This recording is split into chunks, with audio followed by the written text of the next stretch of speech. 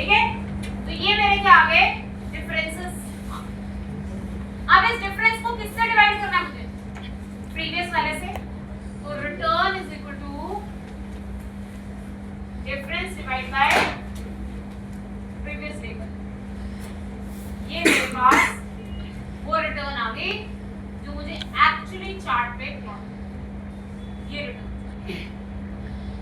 ठीक है, अगर मुझे इनकी परसेंटेज प्लॉट करनी है तो मैं इनटू 100 कर सकती हूँ, परसेंटेज आता है। ठीक है, ये मेरे पास हर दिन की क्या आ गई रिटर्न आ गई। फर्स्ट डे पे इतना रिटर्न, सेकंड पे इतना, फोर्थ पे इतना। ठीक है, ये मेरे पास डेटा। यहाँ पे हमने पावर यूज करी किसकी, नंपाई के वेक्टराइज्ड ऑपरेशन। वेक्टराइज्ड ऑपरेशन के लिए कंडीशन क्या होनी चाहिए, दोनों में नंबर ऑफ एलिमेंट्स सेम होने चाहिए।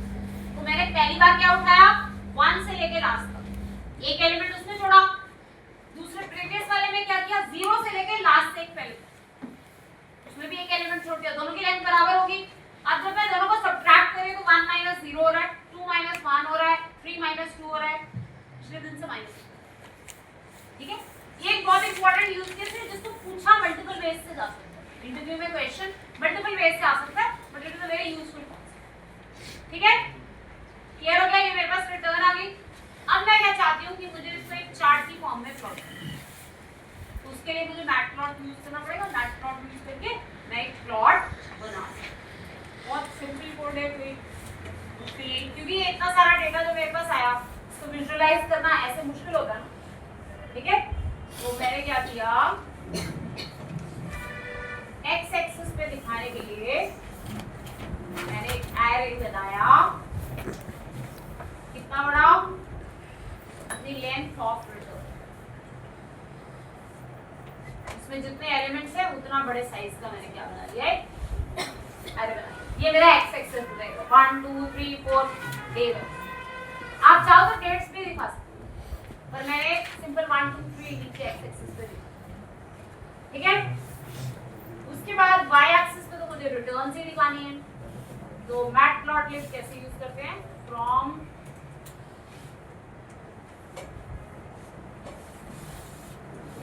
import matplotlib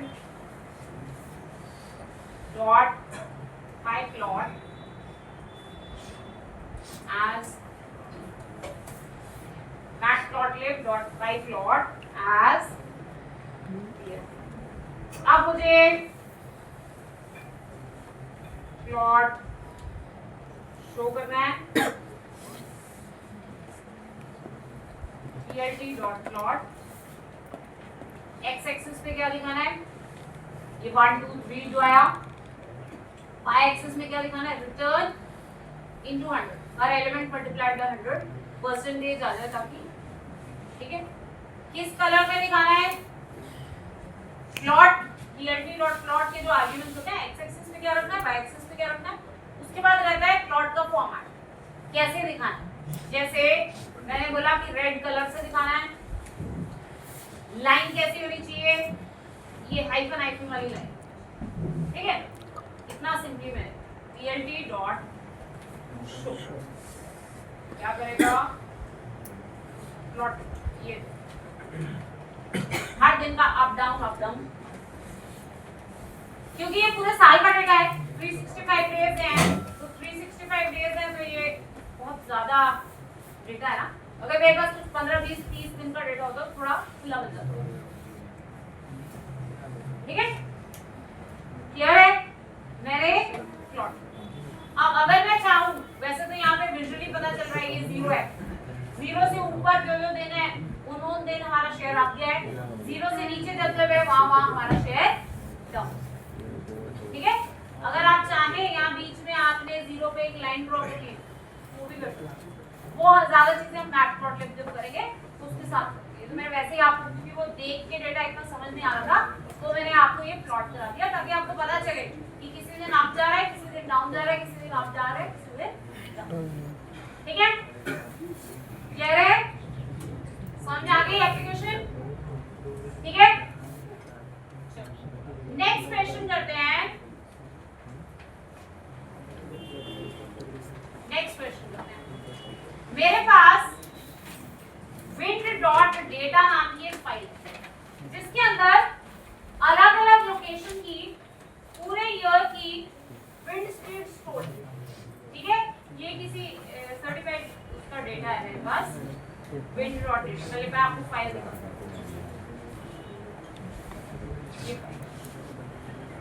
देखो इसमें क्या है, ये जो पहले 3 कॉलम्स है ना, ये है ईयर, मंथ, डे, और ये अलग अलग लोकेशंस पे 12 लोकेशंस का ये डेटा है। तो हर लोकेशन पे उस दिन कितनी कितनी विंड स्पीड थी ये वो डेटा है। सेकंड डेट को हर लोकेशन पे कौन क्या क्या विंड स्पीड थी ये वो डेटा है। 12 अलग अलग लोकेशंस है, पूरे साल का हमारे पास क्या है, उनका विंड स्पीड का डेटा है, ठीक है।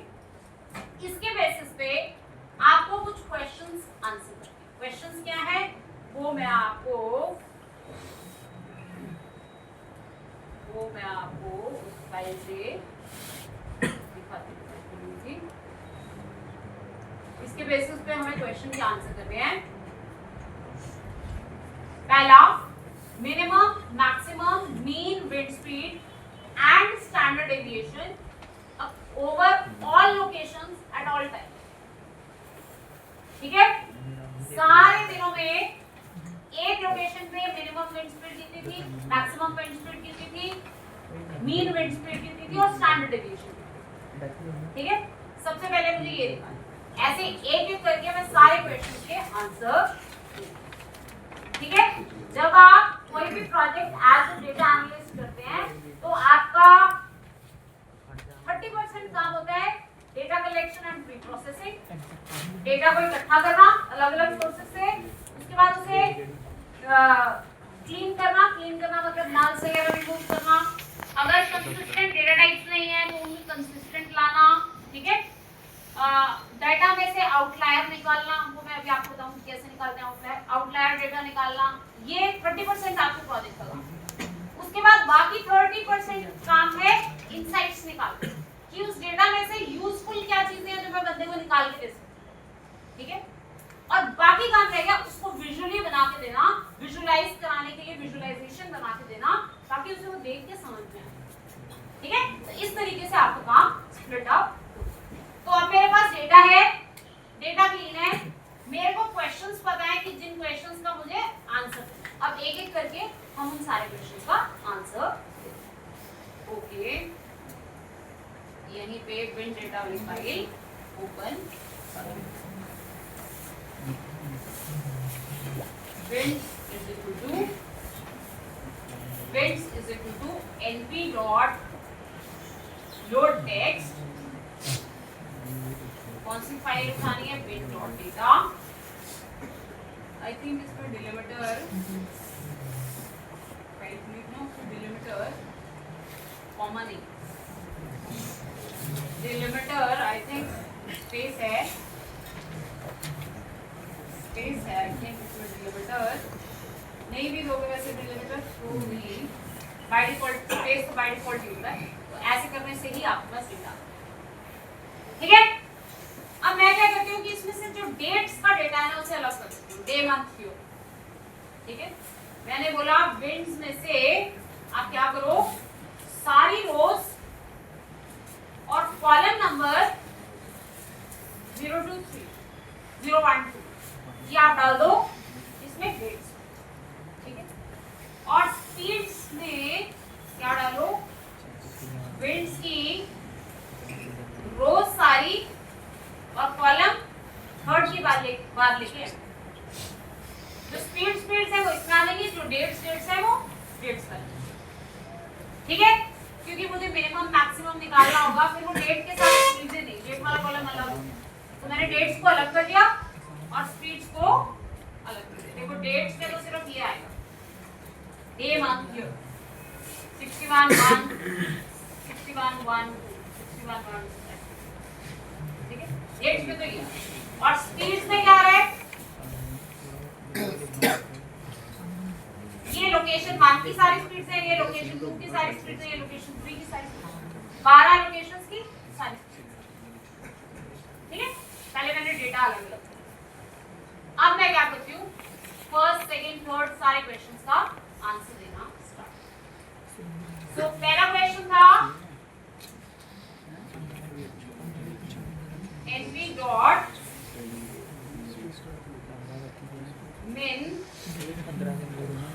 मिनिमम चाहिए स्पीड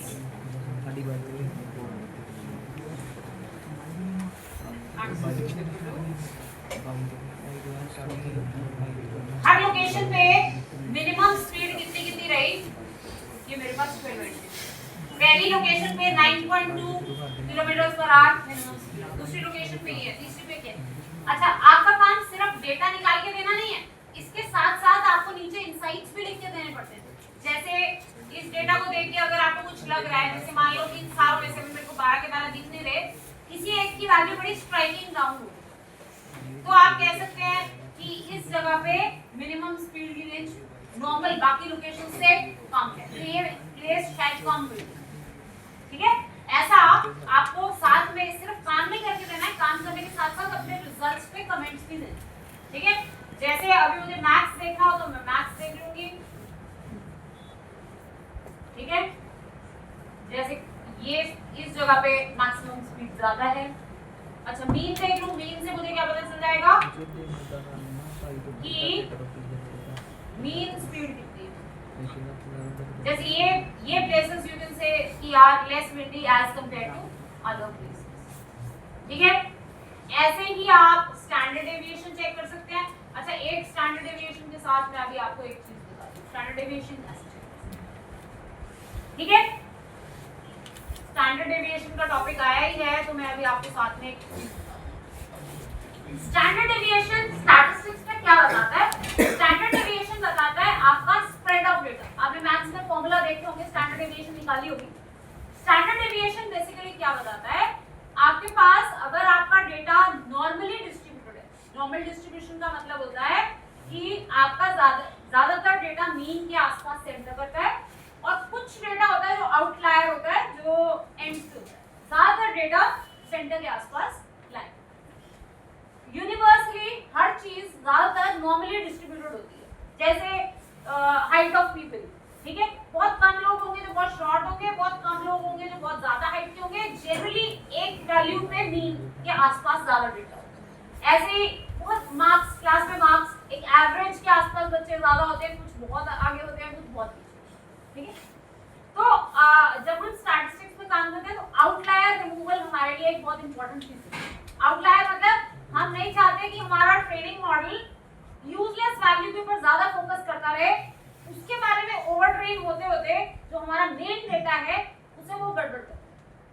जैसे मैंने बहुत ज्यादा एक ऐसे टॉपिक की तैयारी कर ली जिसमें से आना ही 2 मार्क्स का पेपर है, मुझे तो फोकस करना चाहिए जहां से मेन चंक आना है, तो वैसे ही मॉडल को फोकस करना चाहिए सेंट्रल डेटा पे, ना कि आउटलायर, ठीक है।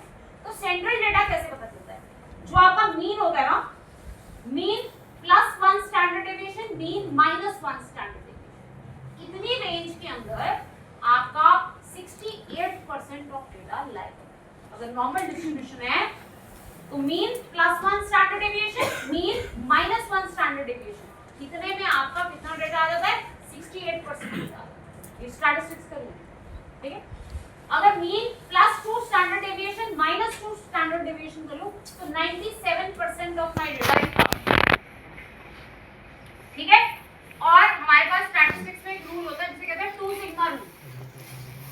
2 स्टैंडर्ड डेविएशन के बाहर जो डेटा होता है ना, वो हमारे लिए जनरली आउटलायर, क्योंकि 2 स्टैंडर्ड डेविएशन प्लस माइनस करके अगर मैंने जैसे एग्जांपल बताती हूँ, अगर मेरा मीन है 70, ठीक है, और स्टैंडर्ड डेविएशन है 10, तो 70 + 2 स्टैंडर्ड डेविएशन 90 और 70 - 2 स्टैंडर्ड डेविएशन 50। इसका मतलब 50 और 90 के बीच में मेरा 97% डेटा कवर हो गया। मुझे 50 से कम वाले रिकॉर्ड्स पे और 90 से ज्यादा वाले रिकॉर्ड्स पे यूजलेसली फोकस करने की जरूरत नहीं है, दे आर आउटलायर, ठीक है। इसको हम कहते हैं 2 सिग्मा आउटलायर रिमूवल में बहुत यूजफुल होता है। समझ आ गया?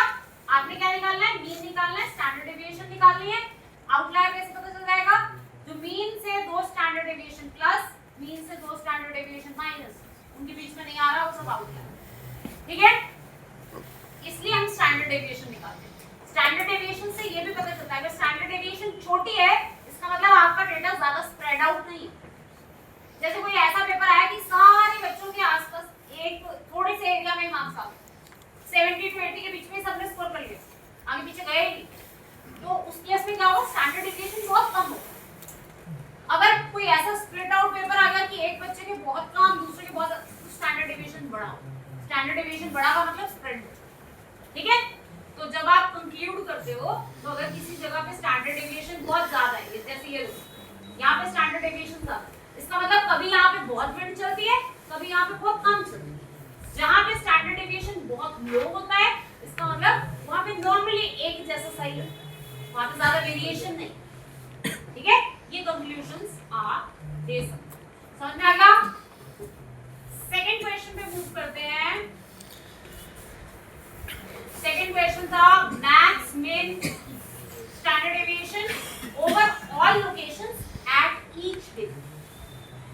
हर दिन के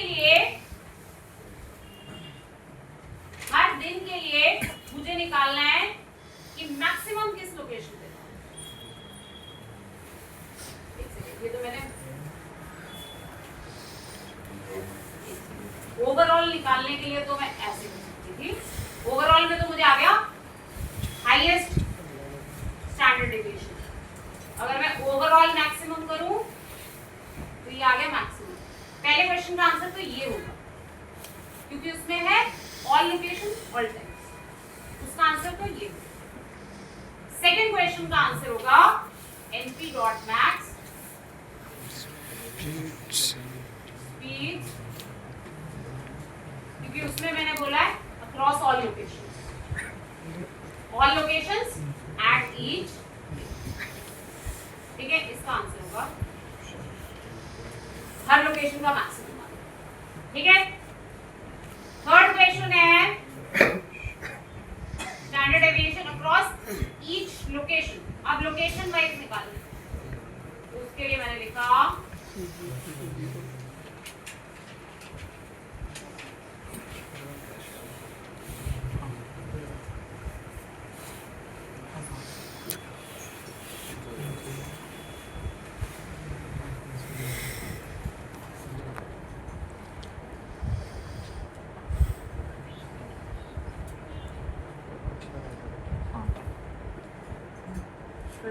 ये हर दिन के हिसाब से आ रहा है, इसमें बहुत सारे रिकॉर्ड्स हैं कि हर डे के लिए आ रहा है, ठीक है।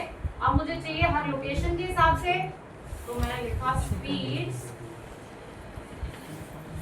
एक्सेस टू, इसमें 12 रिजल्ट्स हैं। पहली लोकेशन पे मैक्सिमम स्पीड ये है, दूसरी लोकेशन पे मैक्सिमम स्पीड ये है, तीसरी लोकेशन पे ये है। ये हर लोकेशन वाइज मैक्सिमम, ये डे वाइज है, ये लोकेशन वाइज, एक्सेस को बदल के आप चेक, ठीक है। इसमें कितने रिकॉर्ड्स आए ना, इसमें तो सिर्फ ये 12 रिकॉर्ड्स हैं हर डे के लिए मैक्सिमम स्पीड। जैसे मैक्स के ऐसे मेन मीन वो सारा कुछ आप कर, ठीक है। नेक्स्ट देखो, find location that has highest wind speed on each day. Find location that has highest wind speed on each day. अब ये highest wind speeds तो ये आपके पास highest wind speeds तो आई थी पर डे, पर वो कौन कौन सी लोकेशन की है मुझे वो निकालना। तो मुझे यहाँ पे आर्क मैक्स करा लेना चाहिए। अगर मुझे पर डे निकालना है तो मुझे क्या निकालना चाहिए, arg max speeds axis equal to, पहले दिन 10th लोकेशन पे मैक्सिमम स्पीड थी, सेकंड डे 10th लोकेशन पे मैक्सिमम स्पीड थी, थर्ड डे 0th लोकेशन पे मैक्सिमम स्पीड थी। ऐसे मुझे डे वाइज पता चलेगा किस किस डे पे किस किस लोकेशन पे मैक्सिमम, ठीक है। आर मैक्स क्या बता रहा है, आपने बोला एक्सेस 1 पे, तो उसने क्या किया, पर डे उसने निकाला है। फर्स्ट डे का ही, फर्स्ट डे के लिए मैक्सिमम स्पीड कौन सी है, ठीक है, वो आ रहा था पहले रिजल्ट में ही आ रहा। फर्स्ट डे पे मैक्सिमम स्पीड 18 है। अब मुझे निकालना कि वो 18 कौन सी लोकेशन की है, तो मैंने क्या लगा दिया आर, तो वो लोकेशन नंबर 10 की, ठीक है। तो हर दिन पे मेरे को पता चल गया कि मैक्सिमम स्पीड कौन सी। अच्छा, कल मैंने आपको यूनिक और काउंट निकालना बताया था। अगर आप इसमें काउंट लगा लो तो आपको ये भी पता चल जाएगा कि किस जगह पे मैक्सिमम स्पीड बार-बार आई, ठीक है। जैसे 10 10 10, मान लो कि 10 50 बार आ रहा है, 11 6000 रिकॉर्ड है ना, 11 बहुत ज्यादा बार आ रहा है, तो इसका मतलब 11 वाला पोजीशन है, वहां पे मैक्सिमम विंड स्पीड जनरली आती है, ठीक है।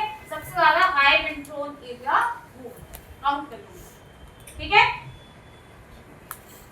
नेक्स्ट देखो, find day month year on which greatest wind speed was. Overall पूरे डेटा में से मैक्सिमम जो विंड स्पीड है वो किस जगह पे, किस डेट, किस जगह पे नहीं, किस डेट को, ये निकाल, ठीक है। तो मैक्सिमम, तो ओवरऑल मैक्सिमम तो मैं बड़े आराम से निकाल सकती हूँ, np डॉट मैक्स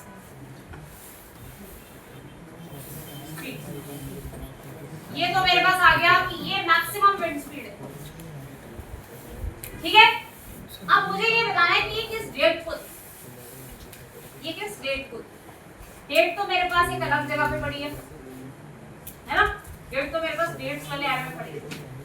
अगर मुझे ये पता चल जाए कि ये डेटा किस पोजीशन पे है, उसका रो पता चल जाए, तो उसी रो में डेट पे इसको डेट मिल जाएगी ना। तो मैं क्या करती हूँ ना, इसका index is equal to arg max, maximum का इंडेक्स उठा लिया। अब मैंने मैक्सिमम वाला डेटा नहीं उठाया, मैक्सिमम का इंडेक्स पोजीशन उठा लिया, ओके। अब आपको मैंने कल बताया था कि आप unravel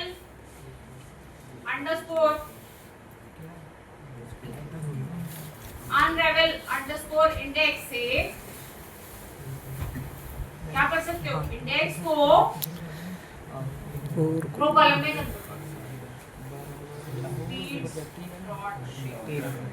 ये क्या दे देगा मेरे को, रो कॉलम से, ठीक है।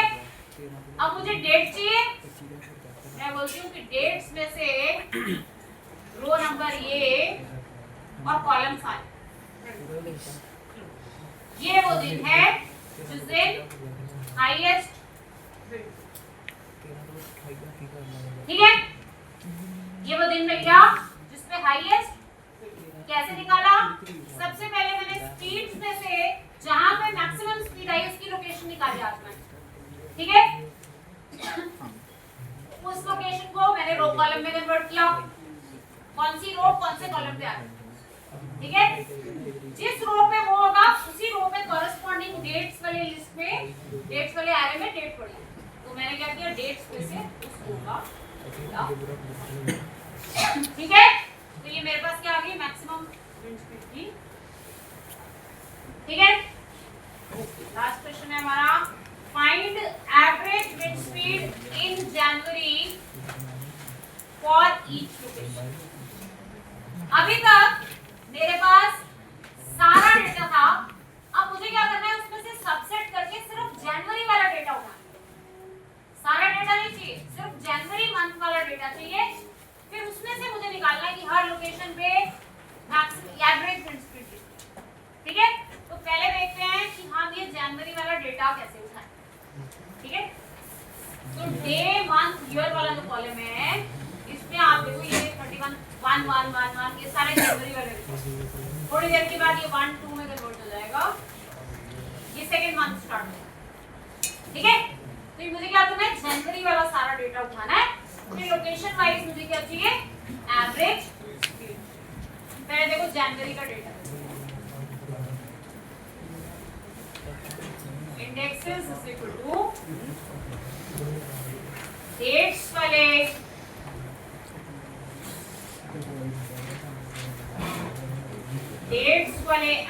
से वो डेटा उठाया जिनकी रोज सारी कॉलम 1 इक्वल टू 1।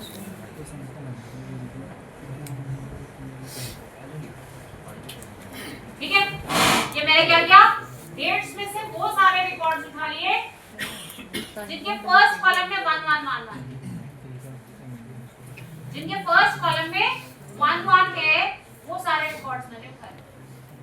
ठीक है, अब मेरे को क्या करना है, स्पीड्स में से सिर्फ यही वाला डेटा उठाना, स्पीड्स में से सिर्फ यही वाला data, Jan data is equal to speeds में से रोज कितनी, इंडेक्स वाली, इंडेक्सेस वाली। जैन डेटा देखो आपके पास सिर्फ जनवरी का डेटा है, इसकी रोज कम होगी, ऐसे नहीं पता चलेगा। लेंथ बताऊं इसकी, या शेप बताती हूँ, शेप से पता चलेगा ना कि इसके रोज कॉलम्स कितने हैं। देखो अब सिर्फ 558 रिकॉर्ड्स आ गए, पहले तो 6000 कुछ रिकॉर्ड्स थे। ठीक है, अब मेरे पास जनवरी के सिर्फ रिकॉर्ड रह गए, एक साल से ज्यादा का डेटा है, ये जनवरी के रिकॉर्ड्स रह गए, तो 558 रिकॉर्ड। ठीक है, अब आप सारे डेटा पे काम ही मत करो, अब आप इस जैन डेटा पे काम करो। आपके पास सबसेट आ गया ना, पूरे डेटा का आपने सबसेट निकाल लिया, वो वाला सबसेट निकाल लिया जिसमें सिर्फ जनवरी का डेटा है। अब आप इस पे मीन मैक्स मोड जो मर्जी निकालो, वो सिर्फ जनवरी के डेटा का आ जाएगा। ठीक है, क्लियर है।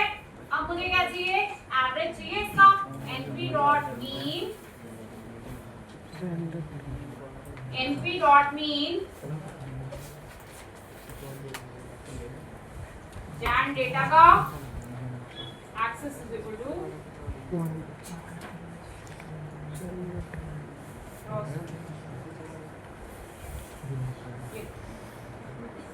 ये जनवरी में पहली लोकेशन पे एवरेज विंड स्पीड ये, दूसरी लोकेशन पे इतनी है, तीसरी पे इतनी है।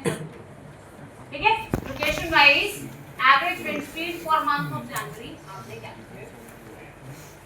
क्लियर है, तो ये हमने numpy यूज करके अलग तरह के क्वेश्चंस आंसर करने की कोशिश। ठीक है, एक मैंने और छोटा सा एक एप्लीकेशन बनाया हुआ है, मैंने सोचा था मैं आपको क्लास में कराऊंगी पर उतना टाइम बचा नहीं, तो मैं आप क्या करती हूँ, आपको थोड़ा एक्सप्लेन कर, बना हुआ है मेरे पास, मैं बना हुआ एक्सप्लेन कर देती हूँ, आप कुछ ट्राई करके